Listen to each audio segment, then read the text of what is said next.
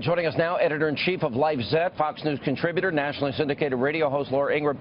You know, here's what's fascinating about this to me, Laura, is, you know, they're bragging about a grand scheme. They talk about all the connections that they have to the Clinton campaign, even the White House and the DNC, to orchestrate a lie, a narrative, propaganda to the American people that Trump people are like this. And they've been doing it the whole campaign season, right. And now they got caught. What if Republicans did this?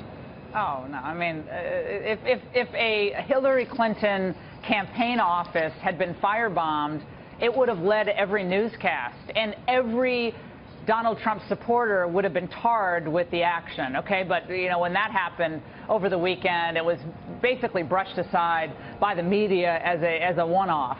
And in this Project Veritas tape, Sean, really does comport with what you've been saying, I've been saying all along. There've been too many cute little actions that seemed a little too convenient during this campaign. Remember that guy who yelled out during the primary season that question about the Muslims at one point, and then he just disappeared, and they were trying to engage Trump on that about, I think it was about deportation or something.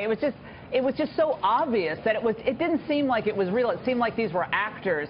Remember, Hillary Clinton had that little girl ask her the question at the event last week or the week before. It turns out the question was scripted by her parent, who himself had a connection to state government in Pennsylvania. So a lot of this stuff is fraudulent, and a lot of this stuff is orchestrated, and it's propaganda. And it is exactly what Hillary's record is: fraudulent, filled with propaganda, filled with lies, filled with media, amplifications, and it goes along with the entire campaign's outlook, frankly. It doesn't surprise me one bit. This is right out of Rules for Radicals. This is Saul Alinsky.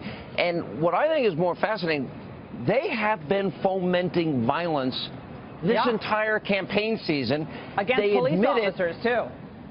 They brag about it, and then they brag about how the DNC and the Clinton campaign and even the White House is involved. How do you justify this?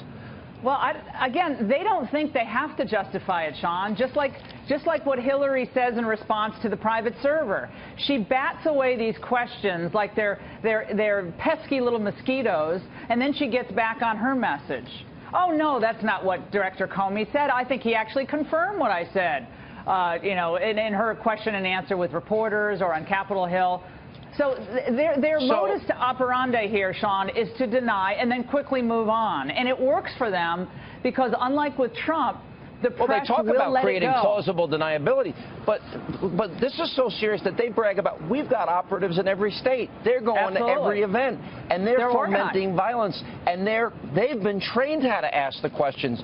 You know, they even admitted they're responsible for Chicago. There was that 69-year-old woman, apparently they claim was an operative, and they get people in line at 6 a.m. so that they're in the front, so that the media hears their question, and the media buys it hook, line, and sinker. It seems to me we have been victims of a huge organized lie and propaganda campaign this entire election season.